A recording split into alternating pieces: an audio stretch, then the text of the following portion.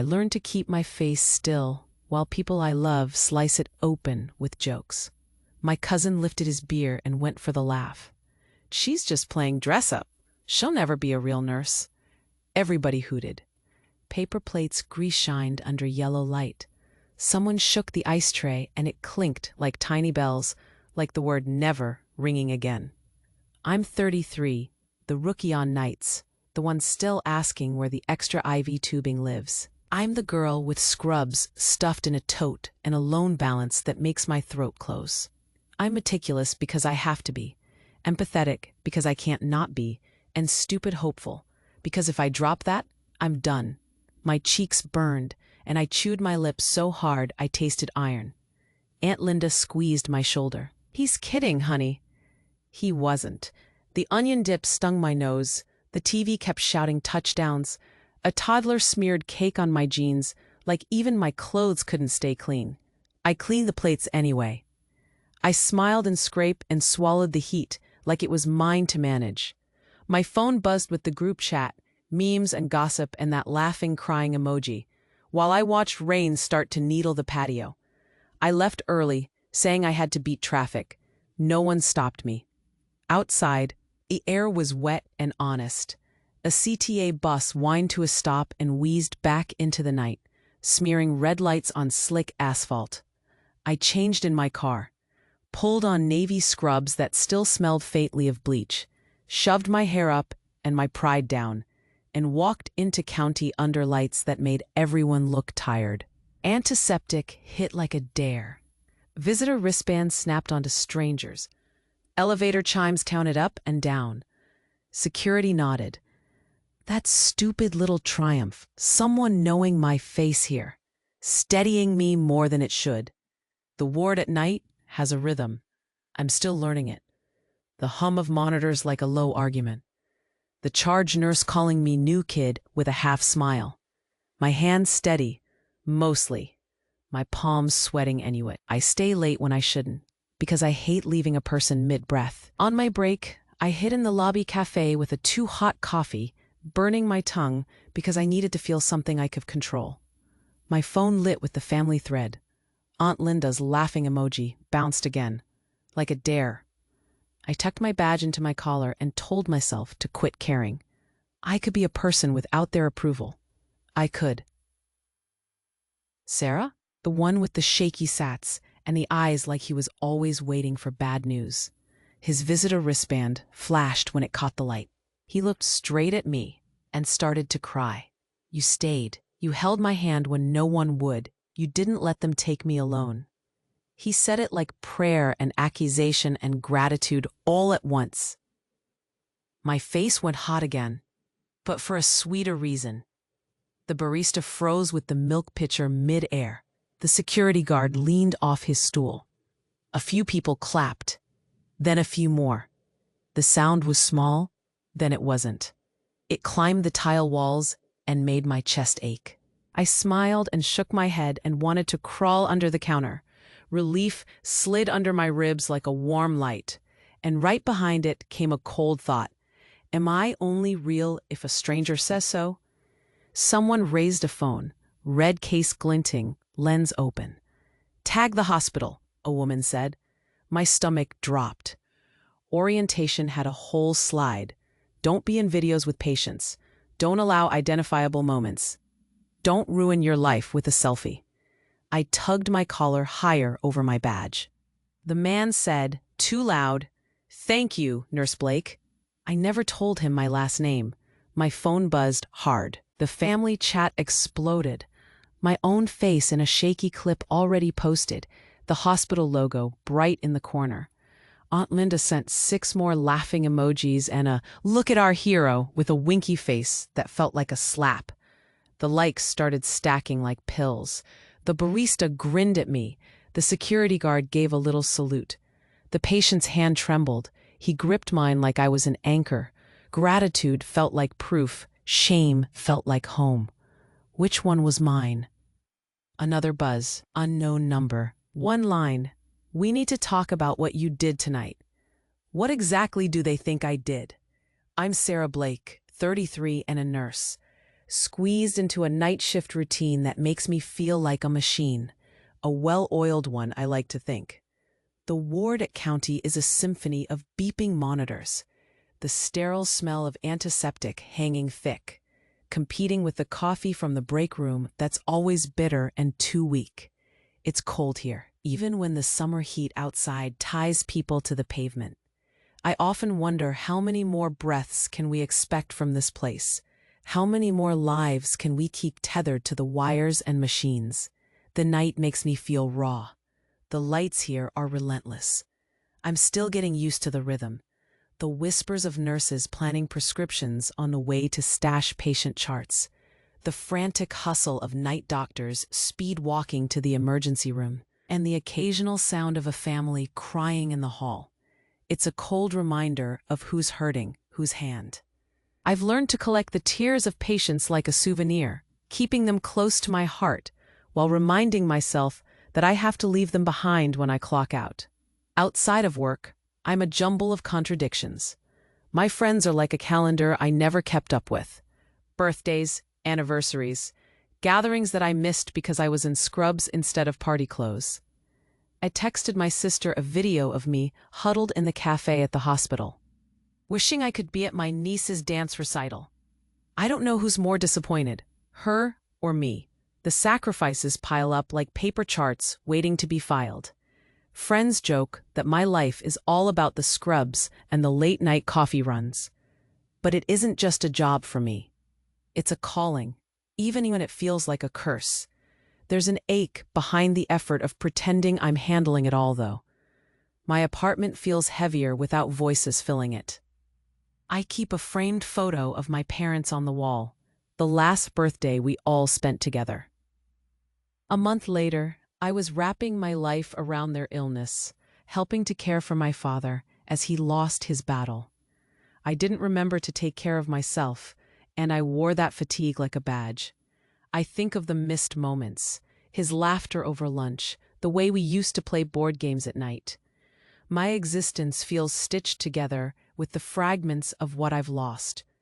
Every time my phone dings, I expect it to be someone needing something. Yet I wish it was just a little voice asking if I'd come home. Each night here, I watch the shadows stretch across the walls, and some nights a knot forms in my chest when I think about the careless doctor who slipped a medical error past me last week. It was just a missed dosage, nothing catastrophic, but it rattled me.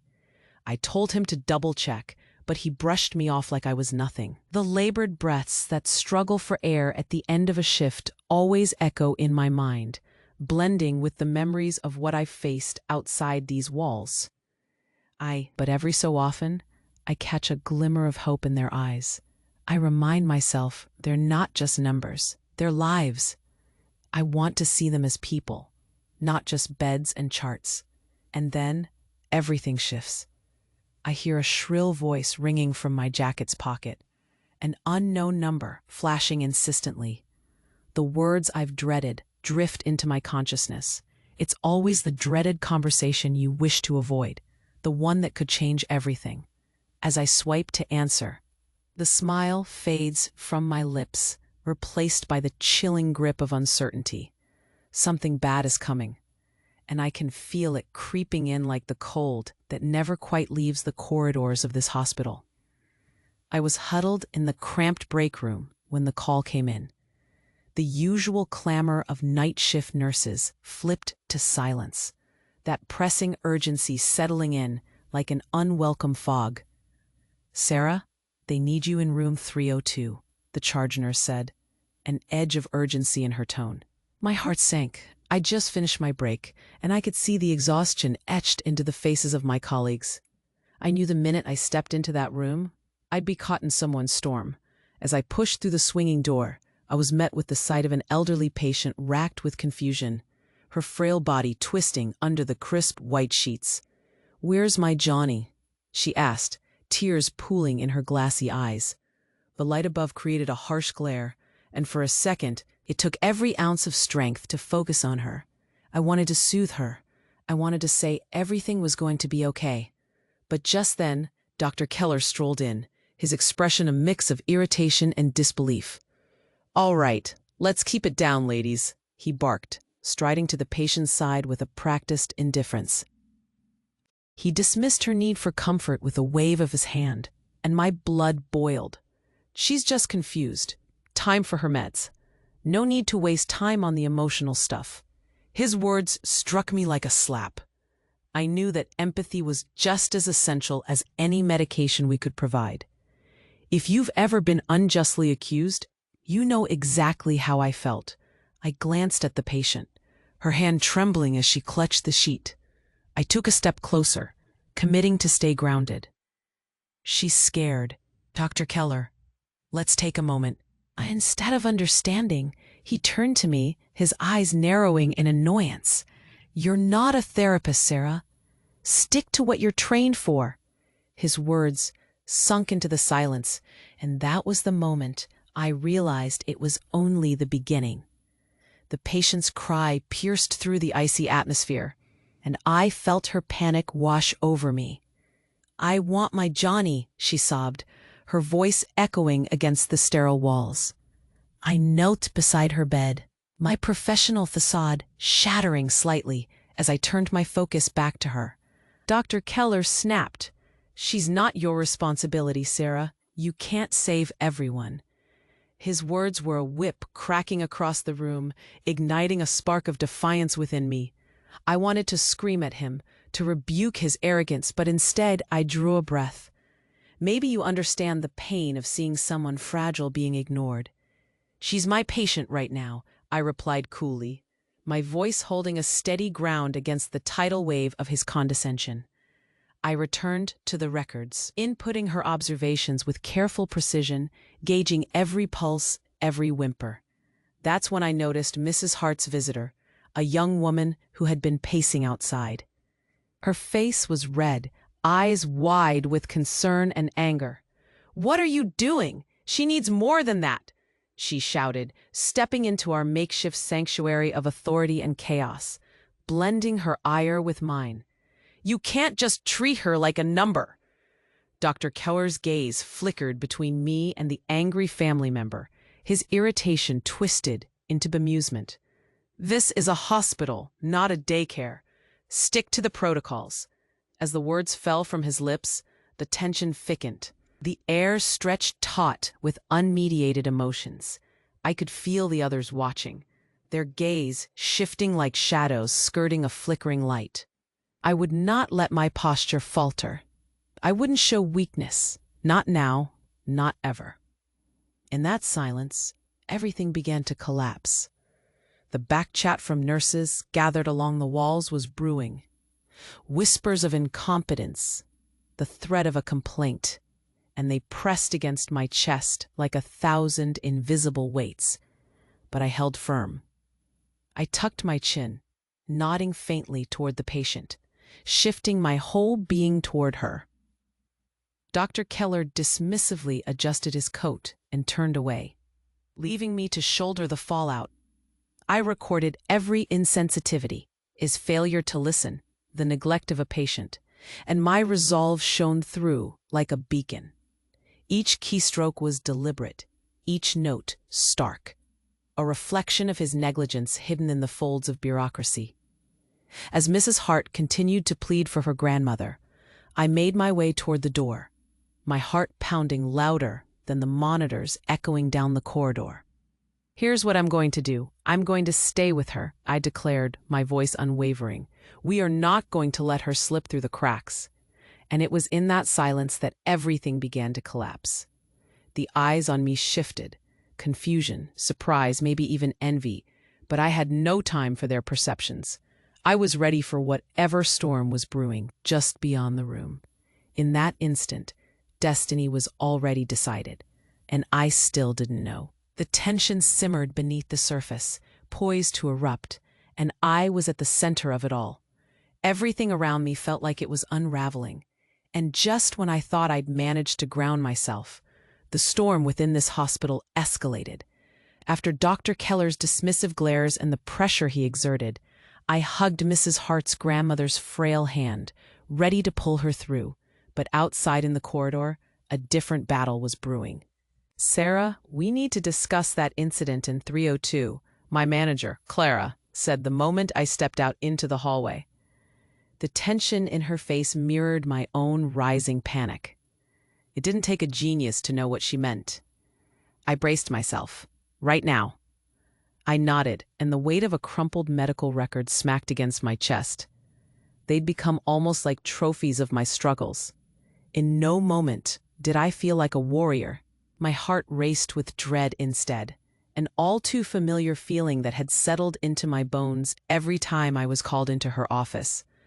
In Clara's office, the fluorescent lights flickered ominously, washing everything in a cold hue. And at that moment, it felt like my fears of being publicly humiliated loomed just around the corner.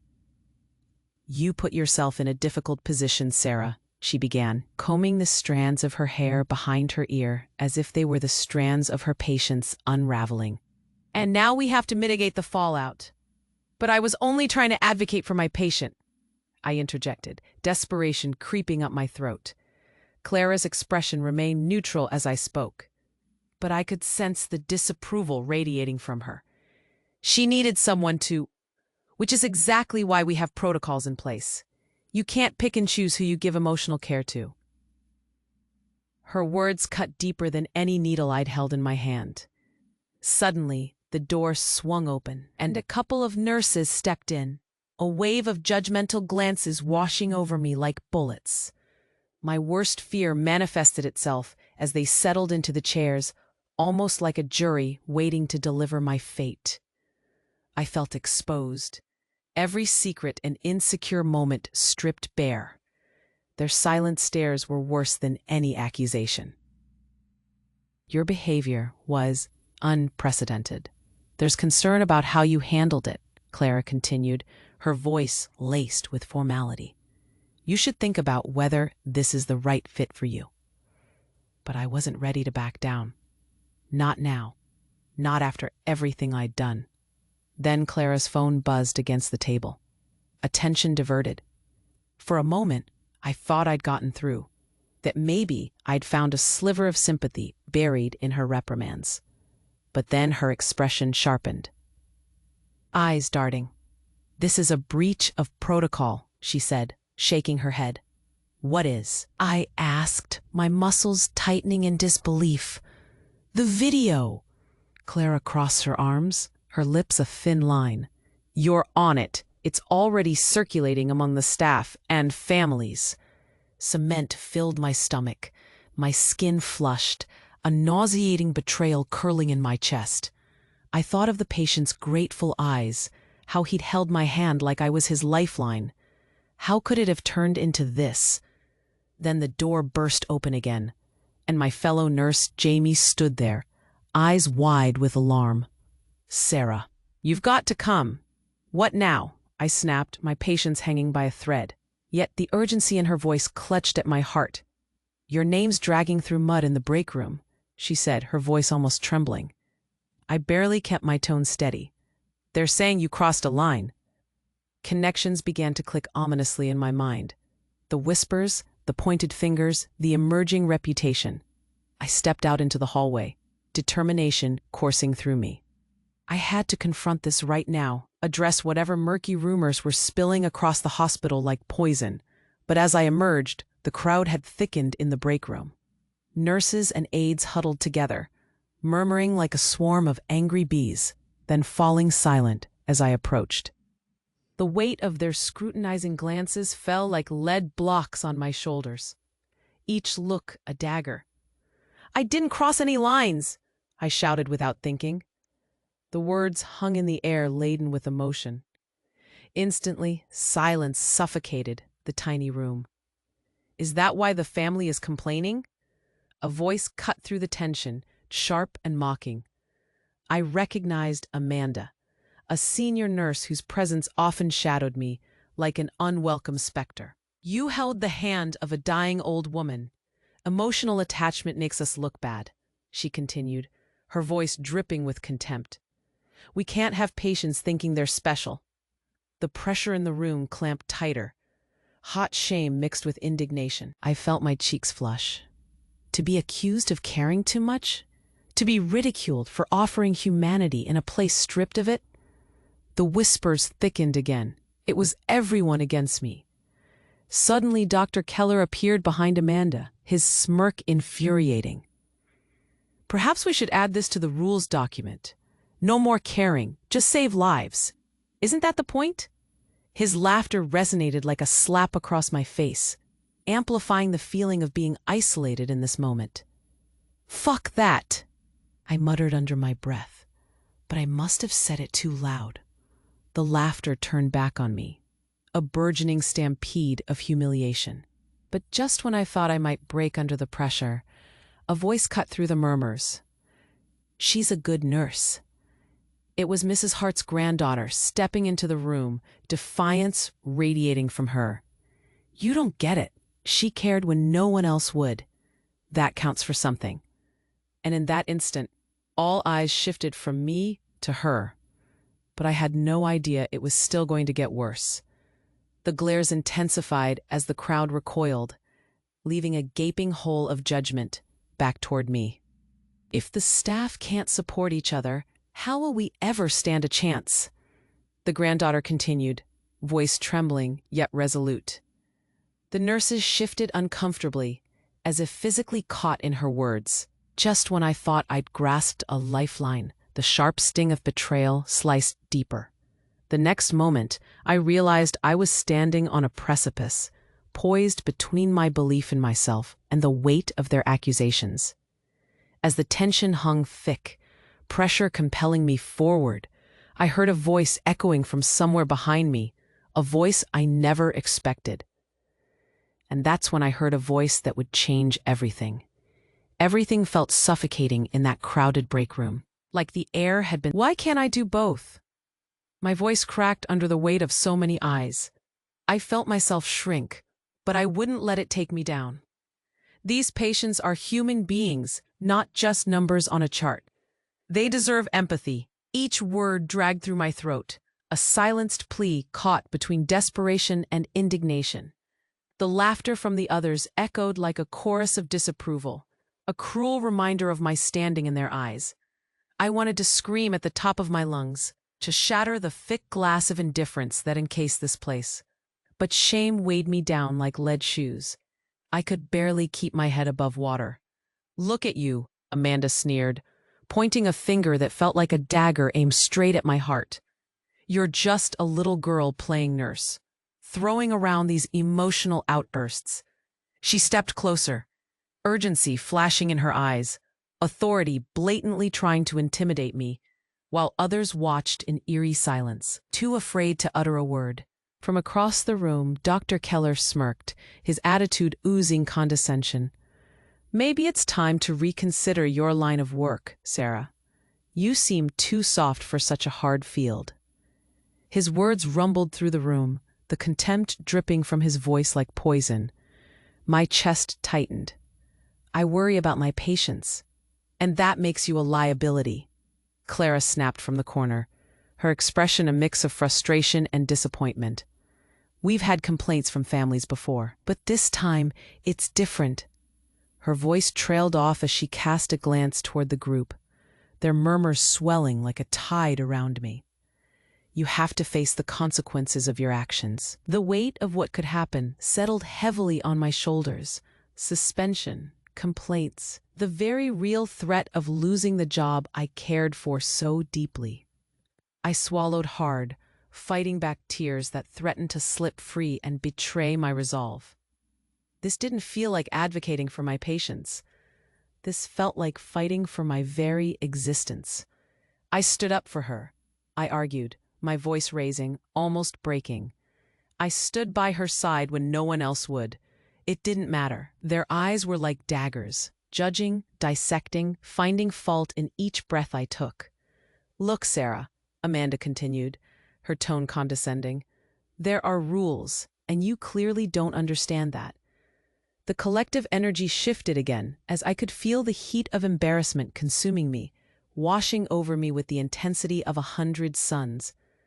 Chairs scraped against the floor as people shifted uncomfortably, some exchanging whispers, casting furtive glances my way. They watched me, scrutinizing every fissure in me. "They're right. Maybe it's time someone else took your patience.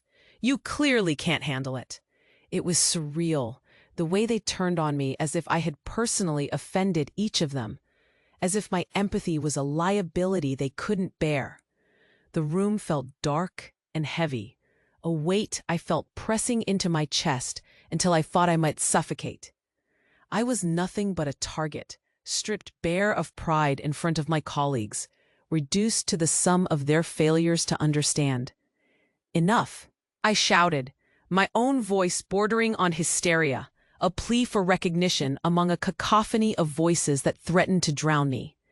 I locked eyes with Clara, hoping for some glimmer of understanding that never came. Her stoic expression remained frozen, devoid of sympathy. Each word fell from my lips like stones, heavy and laden. "I don't owe anyone anything except my patience. I will not apologize for caring when you all seem so eager to discard what matters most. Can't you see? This is life and death." My breathing quickened, my heart rate hammering against my ribs, pain radiating from the pressure of holding my ground. But the tide of voices pressed harder, relentless in their attacks. "What do you expect?" Amanda repeated, stepping forward, invading my space, as if trying to collapse my confidence. She moved her arm as if to push me, and for a brief moment I stumbled back, my foot caught on a chair, and I flailed, nearly losing my grip on the walls of my dignity. The room collectively gasped, watching my near fall with a mixture of satisfaction and horror. "See," she said, pointing again. "A mess. That's what you are." In that moment, against the backdrop of stares and whispers, I almost surrendered. The urge to shrink away, to apologize, to hide my face deep within my hands was intoxicating. But just as I felt the ground slip away beneath my feet, a surge of defiance ignited within me, a flame that wouldn't allow itself to be extinguished so easily. I took a deep breath. "No, I won't bow down," I shouted, forcing the authority into my voice and steadiness into my legs. I could feel the heat rise to my cheeks, but it wasn't shame, it was resolve. I came into this job to help people, and I won't let you or anyone else shame that sense of purpose out of me. Facing the sea of scornful eyes, the realization set in. I was not alone. The ground beneath me felt steadier. I discovered a surprising thread of strength woven through the tension. I'd always believed that upholding humanity mattered more than numbers on a page. But then, just as I held on to that flicker of hope, ready to push further and break through the heavy judgment entangling me, a voice emerged from the back of the room, unexpected, fierce, and unwavering. "Sarah's right," it called, profound and resolute, and with it, I felt the sharpness of the moment transcend into something unexpected. I just didn't know yet who would stand up, but I felt the potential of a tide about to turn. In the thrum of the hospital break room, I felt like I was standing on a precipice, every eye boring into me like a spotlight. Steam evaporating from my half-finished coffee was the only thing grounding me, and I forced myself to focus on that instead of the accusations swirling around. Amanda's voice cut through the tension, sharp enough to draw blood. Then, it was Lydia, the sweet but quiet nurse who rarely spoke up. She deserves a voice too. My heart pounded in my chest as gasps traveled through the crowd. I searched her face, wondering how she could feel this way, considering what was happening. "See, even she thinks you're off your game." Amanda sneered dismissively, but I felt a small flicker of courage kindled by Lydia's support. "Thank you, Lydia," I said, hoping my voice stayed steady. "We shouldn't have to choose between being humane and being professional. Patients need us to care. This isn't just business as usual." "But you crossed a line." Clara's voice was tense, grappling for control over the room. "You've made it about you, not the patient." The familiar weight of shame threatened to pull me down again, but just then, I saw it. A small slip of paper crumpled on the floor beneath the table where Amanda stood, crinkled and barely visible. Instinct tugged at me, pulling my attention toward it. While the confrontation raged around me, I stepped forward, reaching down to pick up the wrinkled note. As Amanda continued to berate me, I unfolded the paper, half listening but mostly distracted. The handwriting was familiar, sloppy but distinct. My stomach twisted with recognition, a cold grip of disbelief settling over me. "Sarah," I heard Amanda's voice but didn't respond. The paper felt heavier with each word I read. It was a doctor's note, an internal memo addressed to Clara, discussing a case of negligence regarding Mrs. Hart, my patient from earlier, the one that I had stood up for. My pulse quickened. I skimmed through it, barely comprehending under the weight of adrenaline. The note mentioned how Mrs. Hart's family had raised concerns about her care, specific incidents highlighted, and I felt an icy dread as I pieced together their implications. It laid out a harsh critique of my actions, yet something was off. Somewhere in the margins, attached at the bottom, was a name, someone crucial whose support had vanished. "Sarah." Amanda had noticed I was no longer paying attention. Stepping closer to me, eyes narrowed. "Hand it over. We all know that you are not handling your responsibilities. Just admit it." "This isn't just about me," I yelled, my voice breaking the dam of silence that had fallen. "It's about the patients, about Mrs. Hart. Don't pretend you care." But all I could think of was the name at the bottom of that note. It didn't belong to anyone I expected. "Maybe you think your intentions count."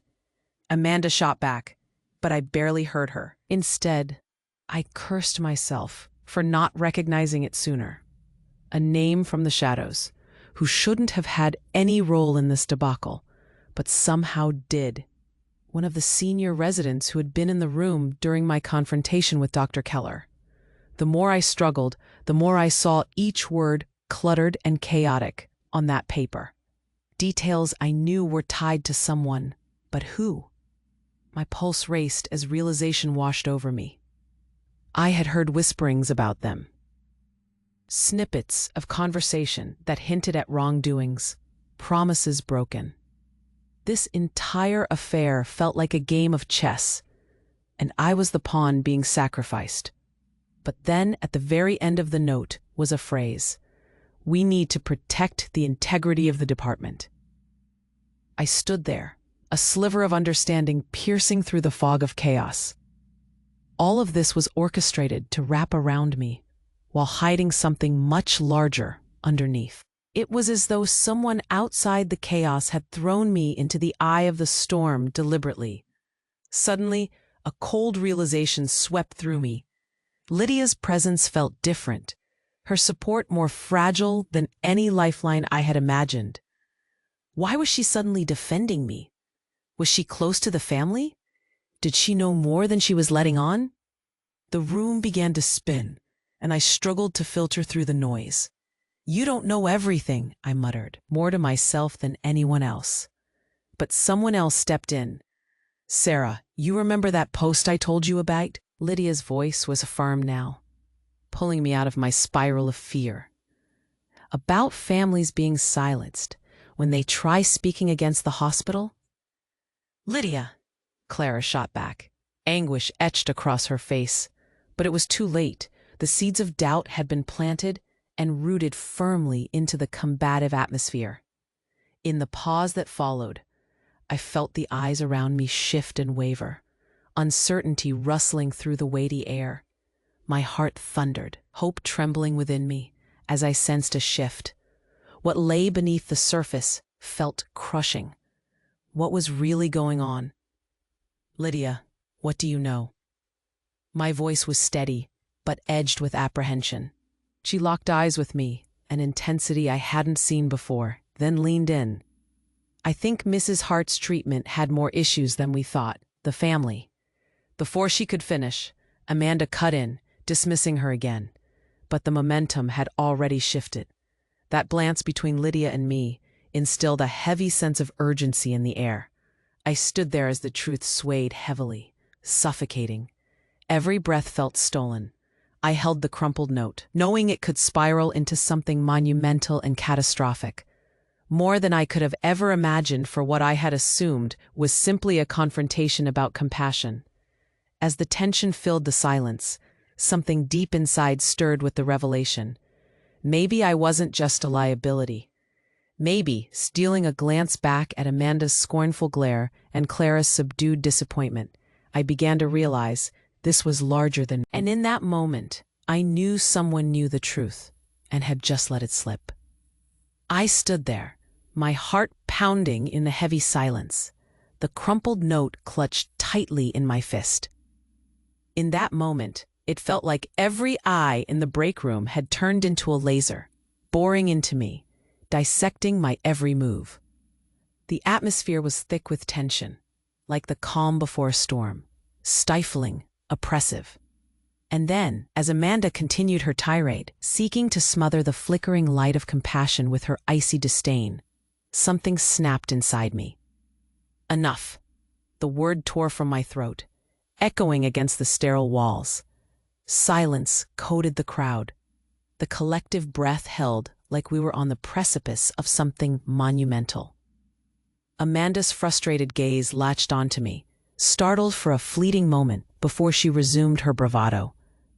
But her confidence was already wavering. I needed to address the elephant in the room. My grip on the note tightened. Do you all want to know where this truly ends? I unfolded the paper slowly, feeling its weight against my palm. Right here. Mrs. Hart wasn't the only one at risk.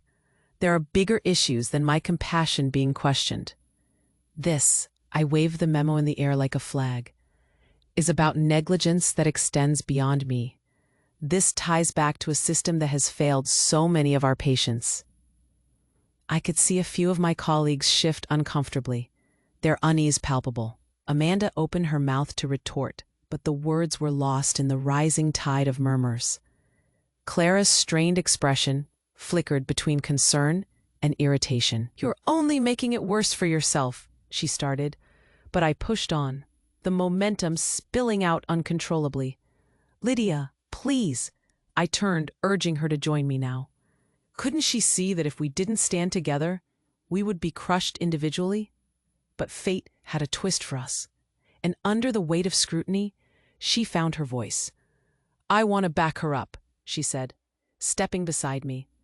"I've heard whispers about Mrs. Hart's treatment for months. This is bigger than one nurse caring too much. We are all co-conspirators in this silence." I caught the way Amanda's face blanched, the way the tide of support shifted. One by one, nurses began murmuring soft agreement. The uneasy tension distorted into something fierce, almost like relief. "Enough," Amanda insisted, but the cracks in her armor were widening.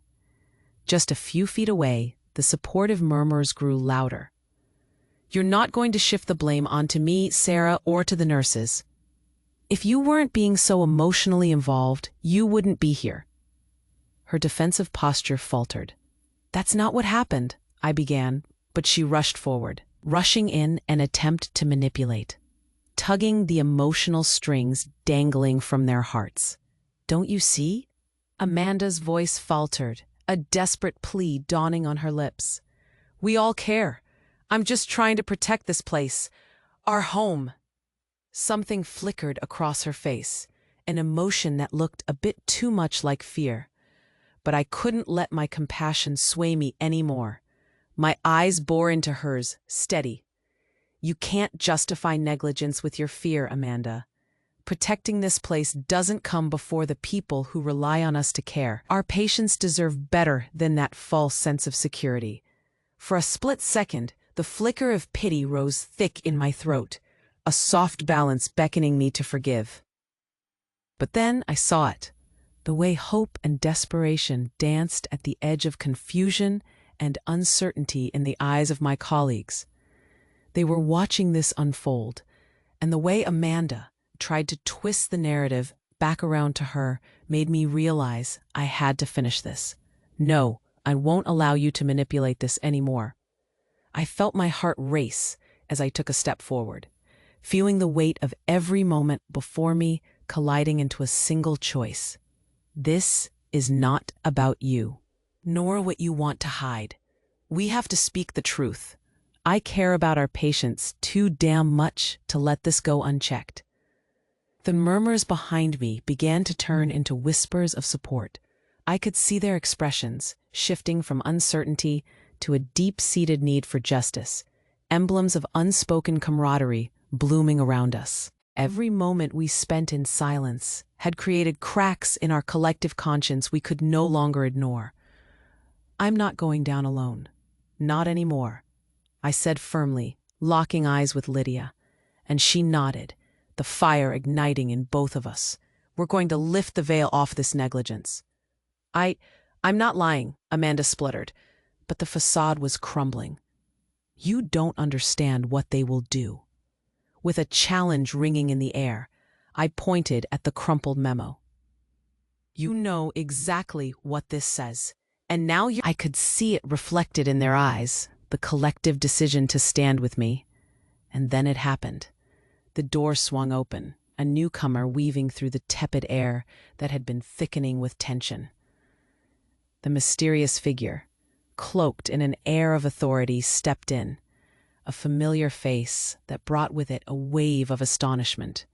It was Dr. Vesna, the new head of the department, and she stood tall, eyes darting across the room, measuring the atmosphere with precise awareness. What's happening here? Her voice was crisp and clear, and every eye turned toward her, anchoring in an unexpected twist of fate.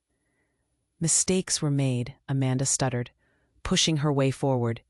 We're handling this. There's no need to. I'm not here for you, Dr. Vesna interrupted firmly. I'm here for the staff and the patients. I felt a surge of energy as I stepped toward her, clutching the memo like a lifeline. We need your help. This isn't just about me caring too much. We're all threatened by a culture of negligence we can't ignore any longer. Dr. Vesna's gaze sharpened, her eyes scanning the room, bold confidence radiating. Show me, she demanded, reaching for the paper in my hand. She unfolded it expertly, her expression shifting as she read through the details. The atmosphere crackled with electric tension, and suddenly the room fell into a heavy silence, shifting as I witnessed the dawning realization transpire over Dr. Vesna's features. I will take this very seriously, she declared, steeling herself against the tide of murmurs ricocheting around the room. As she addressed the group in measured tones, I felt a rush of vindication work its way through me. With those words, I knew all the fears and sacrifices made were balancing on the edge of a mysterious chance. We are going to confront these issues together. Her gaze locked on Amanda's, piercing through the layers of her facade, unraveling it all. As the implications roamed through the crowd, a strange sense of catharsis washed over me. The winds had shifted, and I knew in my bones this was the end of silence and the beginning of something new. Together, I echoed, feeling the fierce determination surge. This isn't just my battle, it's ours. The crack in Amanda's mask grew wider, her facade shattering in the presence of undeniable truth. The warm glow of hope filled the space as my colleagues nodded, affirming once more that we were not alone in this fight. I knew you were trouble, Amanda hissed, bitter resentment lacing her voice, and I felt myself quiver in response. But I declared with resolve, I'm the trouble you brought upon yourself, Amanda. In the face of every obstacle, every doubt, I realized I was no longer the pawns of this broken system. I was breaking the mold, moving forward like a force nearly unstoppable. Because caring is not a liability, it is the strength we wield. And with those words ringing in the air, I knew that for every anguished cry I had endured, for every patient left unprotected, I would rise with purpose, unswayed and unstoppable. I chose justice because the truth held a power that could never be hidden again. I stood by the window It had been months since that chaotic night, and I couldn't believe how everything had shifted. The hospital felt different now, brighter somehow, the air charged with a sense of communal purpose. After Dr. Vesna took charge, our little rebellion transformed into a movement. It wasn't just about advocating for one patient anymore. It turned into a full-fledged effort to reconnect the nursing staff with their compassion. With every shift, I'd see it. Staff gathering around to discuss the emotional aspects of care, nurses sharing stories, and laughter returning to hallways that had once felt heavy with despair. We were no longer fragments of an indifferent machine. We were a living, breathing community, fighting for our patients, and in turn, for ourselves. Personally, I felt renewed. The experiences during those tumultuous days became a guiding light for my practice. I was no longer afraid to bridge the gap between compassion and responsibility. I sought out moments to connect with our patients, to really see them as individuals with stories and dreams. Sure, mistakes still happened, and the system wasn't perfect, but I was armed with the courage that came from that battle. I stood ready to defend the vulnerable, both in my heart and now publicly. Even more incredible was how I rediscovered my love for nursing. I began organizing workshops about emotional intelligence in patient care, inviting seasoned nurses and newer recruits to engage in meaningful discussions. I knew the scars from our past wouldn't heal overnight, but I was determined. And to my surprise, the hospital administration endorsed these changes, seeing it as a way to foster a healthier environment. Last week, I received an email from the hospital director inviting me to lead a seminar at a statewide nursing conference. My heart fluttered at the thought, me, standing up there speaking, sharing our journey and the lessons we learned. They wanted me to be the irony. Just a few months earlier, I was terrified that my career might crumble around me, and now it felt like the world was opening up instead. I smiled to myself as I gazed out at the vibrant city, bustling with life beneath me. It was a reminder that we carried the power to change things for the better. I still had room to grow, and while the past would always be part of my story, it was my drive to look forward, inspired and equipped, that pushed me onward. We weren't just crossing thresholds anymore. We were redefining what it meant to be nurses, champions in scrubs, relentlessly dedicated to our cause. And that felt like exactly the right kind of trouble. I stood at the front of the conference hall, a sea of faces staring back at me. Nurses, doctors, students, and administrators filled the seats, their anticipation thick in the air. The banner above read, "Caring Through Crisis," the new approach to patient advocacy, and I felt a swell of pride at the journey that had. Just months ago, I'd been terrified that I was about to lose everything, and now I was standing here, ready to lead the charge for change. I cleared my throat, feeling the weight of my own vulnerability as I gripped the podium. Thank you for coming today. I know we've all faced our battles, often in silence, but it's time to lift that silence and reclaim our voices. I could see nods from my colleagues, each with their stories etched in their faces. I tapped into that shared strength. I recounted the pivotal night that had thrust me into this whirlwind, how the chaos of that moment had transformed us all. It was no longer just about my journey or my struggles against the bureaucratic tides. It was about all of us, a united front of nurses who believed that compassion didn't make us weak, but rather fortified us to care better. As I spoke, I gestured toward the screen behind me, which displayed pictures of our team in action, hands clasped with patience, moments of laughter. The audience was with me, absorbed by the stories I shared.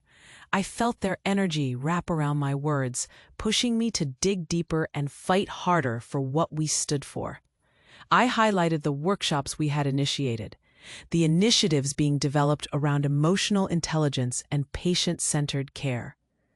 I wanted them to understand just how powerful compassion could be, that it wasn't a distraction from the work, but a central part of it.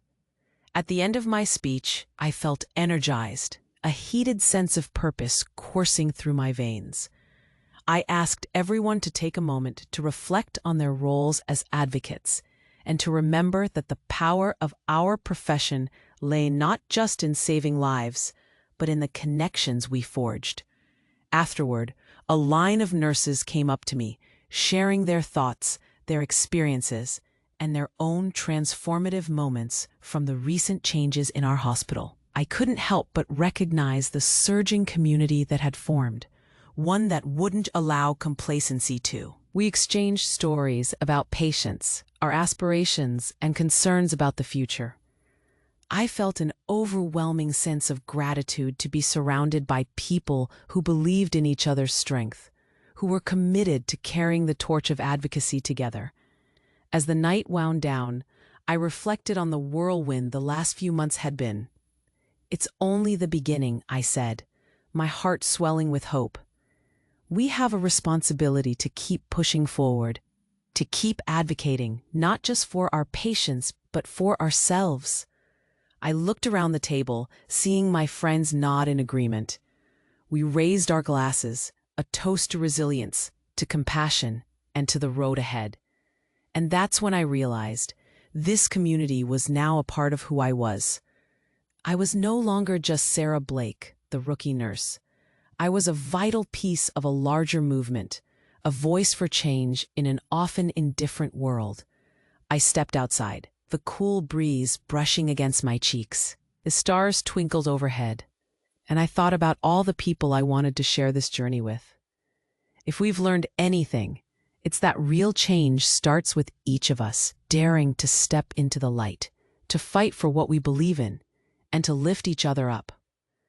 And as I made my way home, my heart soared with the knowledge that there would always be battles to fight, but there would also be voices, like mine, like all those around me, standing up for what truly mattered. It was a story of connection, accountability, and an enduring commitment to compassion.